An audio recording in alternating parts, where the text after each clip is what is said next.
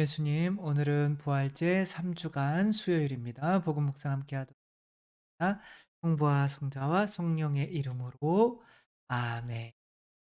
저희는 이제 5천 명을 먹이신 기적 이후에 무리를 걷는 기적을 보여주시고 5천 명을 먹이실 때에 하늘에서 내려오는 만나가 바로 예수 그리스도 자신인 거죠. 성체인 거죠. 그죠?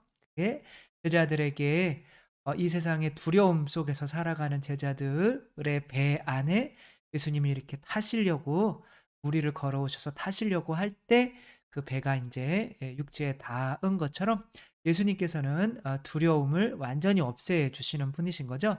그래서 예수님이 진리이신데 "진리가 너희를 자유롭게 하리라."라고 이렇게 하신 거죠. 네, 이제 오늘 복음에서는 "근데 너희들은 나를 실제로는 원하지 않아."라고 이렇게 말씀을 하셔요. 왜? 아버지께서 이끌어 주시지가 않으니까. 그러니까 아버지께서 이끌어 주셔야 분명히 예수님께 와서 분명히 이 두려움으로부터의 자유를 체험할 수 있는데, 그러려면 뭐가 있어야 돼요? 떠나려는 용기가 있는 사람들만 이렇게 해 주시는 거죠. 무엇으로부터 떠나야 하는지는 다 말씀드리면 이제 여기서 끝나니까 안 되니까 예, 이 복음 말씀을 읽고 말씀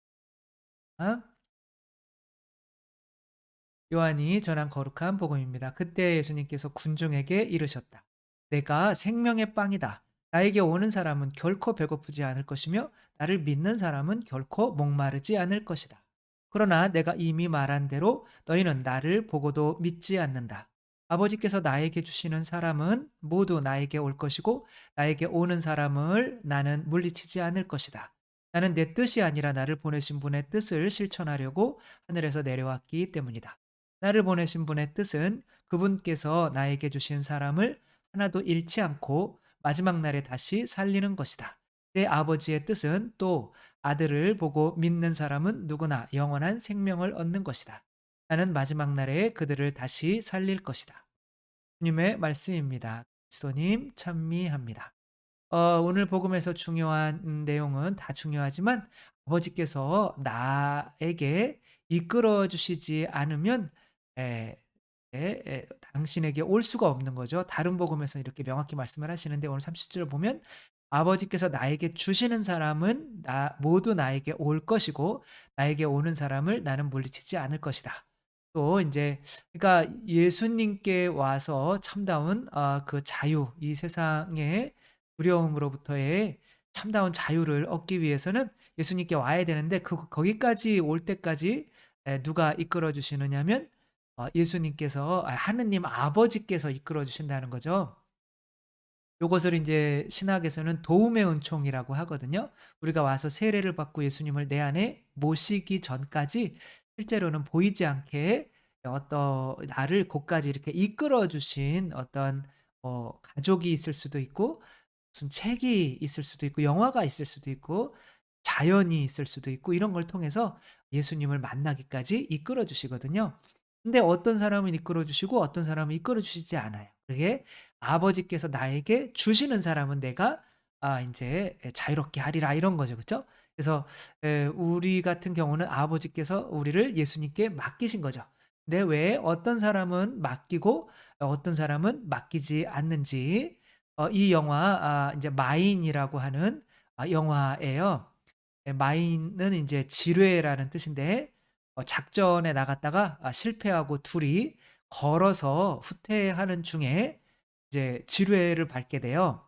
그래서 인제 앞에 나가던 동료가 한 명이 지뢰를 밟아서 이제 좀 잔인하죠. 그쵸? 다리가 인제 잘려서 근데 인제 피가 너무 출혈이 나와서 이제 도와주려고 가는데 이 뒤에 있는 주인공도 밟은 거예요. 그래 가지고 움직일 수가 없는 거예요. 그러니까 인제 도와줄 수가 없으니까 너무 아프니까 저 앞에 쓰러져 있는 사람은 으로 자살을 하죠.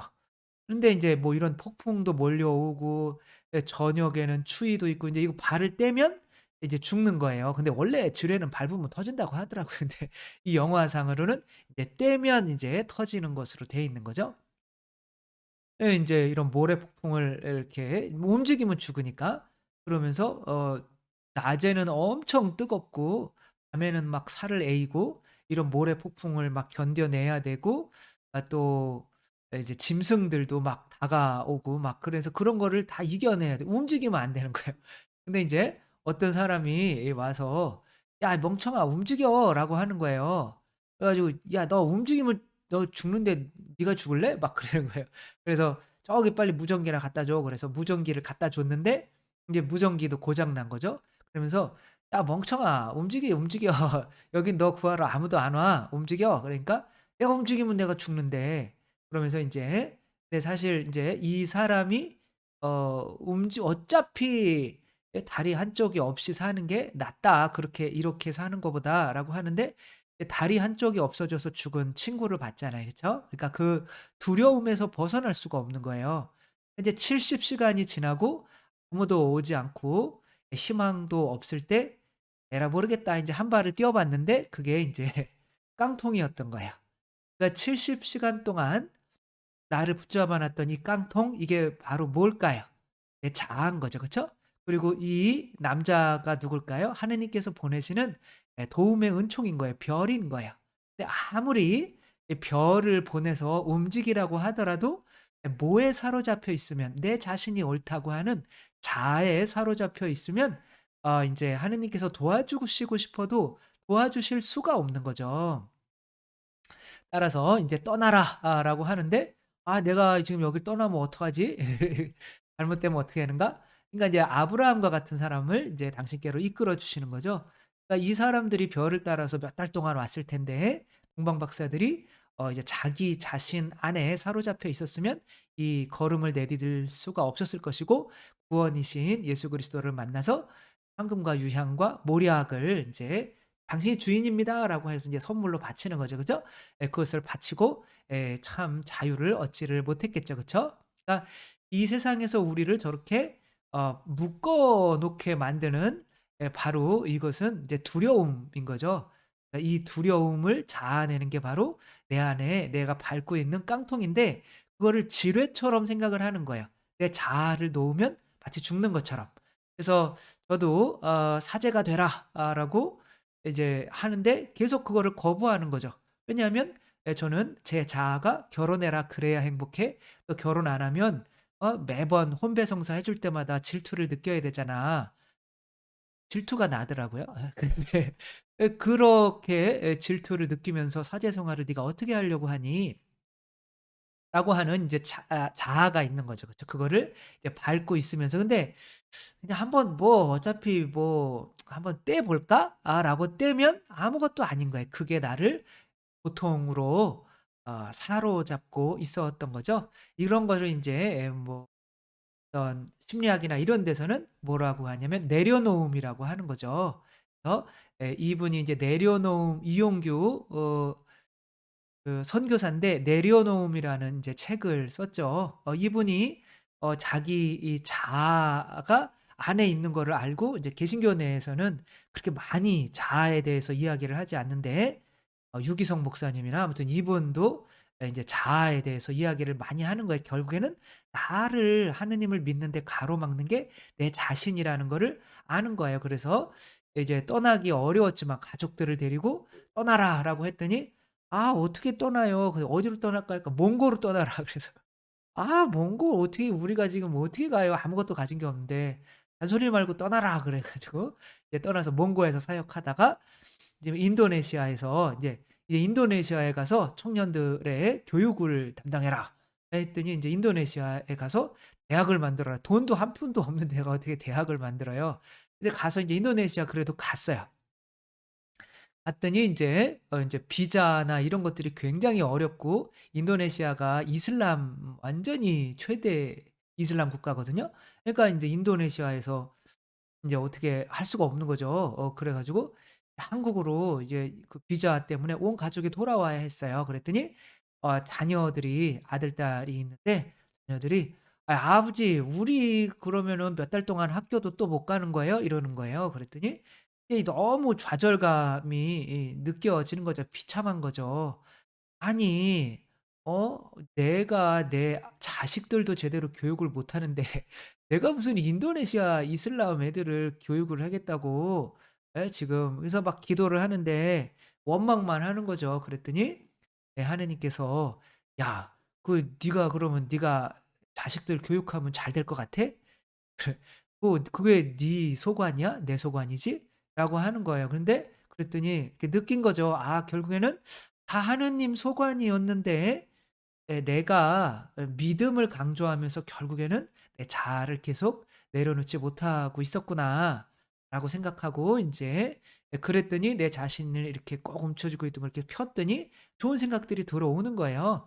먼저 내 자식들 선교사들을 교육할 수 있는 '초등학교, 중학교, 고등학교부터 만들어야겠다.'라고 해 가지고 초등학교, 중학교, 고등학교, 대학교까지 다 만든 거예요.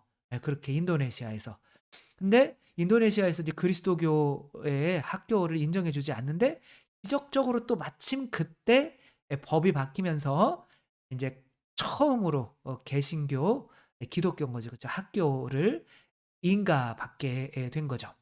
'이런 게 다 하느님 뜻이었던 거구나. 그런데 그렇게 그 뜻으로 나아오지 못하게 만들었던 게 내 자신이었구나.' 이렇게 하느님을 만나서 자유로워질 수가 있는 사람은 아주 쪼금이라도 한 발이라도 내가 두려움, 내 자아가 두려움이라고 하는 것으로 잡고 있는 것을 다만 한 발이라도 뛸 수 있는 사람에게 하느님께서 이끌어 주시는 거죠, 글로. 그러니까 이런 일을 할 수가 우리들은 없는 것이 우리들은 두려워 가지고 가족을 데리고 몽고 땅으로 혹은 이슬람 땅으로 이렇게 한 발을 내딛는다는 것이 엄청난 두려움이잖아요, 가진 것도 없는데. 근데 이분은 그런 두려움을 이렇게 하느님께 맡길 줄 아는 사람이었기 때문에 인제 한 건데 오늘 온 사람들은 나중에 예수님을 다 어떻게 해요? 다 떠나게 되죠. "내 살과 피를 먹고 마셔." 라고 하니까 그럼 내가 살과 피를 먹고 마시면은 어떻게 되는 거예요? 예수님께 순종해야 되는데 예수님의 삶을 가만히 봤더니 십자가에 돌아가시더라고요. 저거는 분명히 행복한 삶이 아닌데.' 라고 이제 내 자아가 잡고 마는 거죠. 그러니까 예수님께서 요구하시는 거는 어마어마한 내 자신을 죽이는 그 십자가의 삶인데 아주 작은 것에서부터 내려놓지 못하고 내가 주님께 맡기지 못하는 사람이라면 예수님의 십자가까지는 올 수가 없어서 하느님께서 이끌어 주시지 않는 거예요. 그래서 이제 이 사람들이 사도들만 빼놓고 수천 명이 다 예수님을 마지막에 "내 살과 피를 먹고 마셔라." 그러면 다 떠나가게 되는 거죠. 그러니까 우리들이 예수님께 이렇게 있으려면 맨날 똑같은 이야기지만 내 자아를 이제 또 포기하고 아브라함에게 "떠나라." 라고 할 때 그 떠남이 바로 나로부터의 떠남인 거죠. 저도 정말 엄청 두려웠어요. 신학교에 26살 때 이제 늙은 건 아니지만 나이 들어서 들어가면서 두려운 거죠. '과연 잘 해낼 수 있을까? 과연 여자 없이 살면서 질투 안 느끼고 사제 생활을 할 수 있을까?' 혹은 이제 밖에서 대학 친구들은 잘 나가는데 나는 이런 거 그런 거 생각은 별로 안 했겠지만 아무튼 이제 얘기하다가 보면 두려울 게 되게 많은 거죠. 근데 '에라 모르겠다.' 라고 한 발을 떼어 놓을 수 있는 용기가 있었던 것 같아요.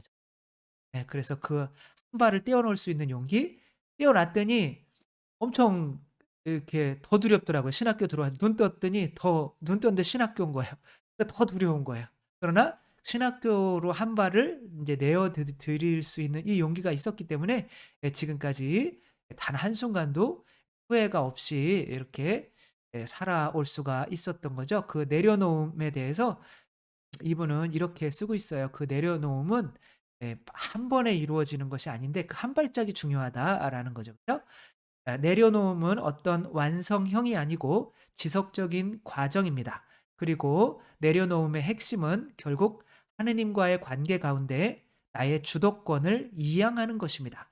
내가 중심이 되는 것이 아니라 관계 가운데 상대방이 중심이 될 수 있도록 그리고 어떠한 노력을 포기하는 것이 아니라 결과를 맡겨 드리는 것 그리고 내 스스로 무언가를 만들어 내려놓는 것이 아니라 하느님의 공급을 신뢰하면서 믿음으로 걸어 나가는 삶. 이것이 바로 내려놓음의 삶이라고 생각됩니다. 이렇게 이야기를 하죠. 그래요. 우리가 지금 밟고 있는 자아 이게 있어요. 이게 결국에는 뛰면 별게 아닌데 그 한 발을 뛰는 게 어마어마하게 힘들고 두렵고 그 용기가 필요한 거죠. 이것은 마치 베드로가 걸어가시는 물 위를 걸어가시는 예수님을 보고 그 껌껌한 그 시커먼 바닷물에 한 발을 떼어 놓을 수 있는 그 용기인 거죠. 근데 그 내 자아로부터 벗어나서 예수님의 뜻대로 한번 따라 볼 수 있는 그 용기가 있는 사람만이, 그 용기는 누가 줄 수가 없는 거죠. 그건 내가 하는 거잖아요. 그 사람들만이, 그리고 이렇게 별을 따라서 움직일 그 용기가, 한 발을 떼어놓을 수 있는 용기를 지닌 사람만이 하느님께서 예수님께로 이끌어 주셔서 참 자유를 주신다는 거. 그러나 이렇게 수천 명이 5천 명이 마신 그 먹고도 예수님께 왔지만 12명 빼놓고는 다 예수님을, 이 말씀을 결국에는 성체의 말씀을 듣고 나서 다 떠나간 거잖아요. 그죠? 그 한 발을 떼어 놓으려고 하는 사람이 거의 없다는 거 생각하며 우리는 우리 삶에서 나를 두렵게 만드는 것이 무엇인지 생각해 보고 '내가 돈 때문에 두렵구나. 그러면 11조 한번 해 보자, 이 두려움 이기려고.' 이런 용기를 있는 사람이 예수님께로 아버지께서 이끌어 주신다는 거. 그래서 여러분들 그 한 발을 떼어 놓는데 11조만큼 좋은 게 없어요. 어 그 11조 한번 띄워 놓고, 혹은 뭐 그런 거 아닐지라도 내가 누군가가 "저 도저히 용서가 안 된다." 그러면 그래도 용서를 해 보려고 그 인간 위해서 내가 매일매일 묵주기도 5 단씩은 한번 해 보겠다. 그 인간 잘 되라고. 그렇게 한 발 띄워 놓을 수 있는 용기, 그 용기 여러분들 꼭 가지셔서 마지막에 이렇게 다 떠나가는 사람들이 아닌 점점 더 예수님 때문에 자유로워지는 여러분 모두가 되셨으면 좋겠습니다. 주님께서 여러분과 함께 현능하신 전주 성부와 성자와 성령께서는 여기 모인 모든 이에게 축복을 내리시어 길이 머물게 하소서. 주님과 함께 가서 복음을 전합시다. 하느님 감사합니다. 성부와 성자와 성령의 이름으로 아멘. 감사합니다. 사랑합니다.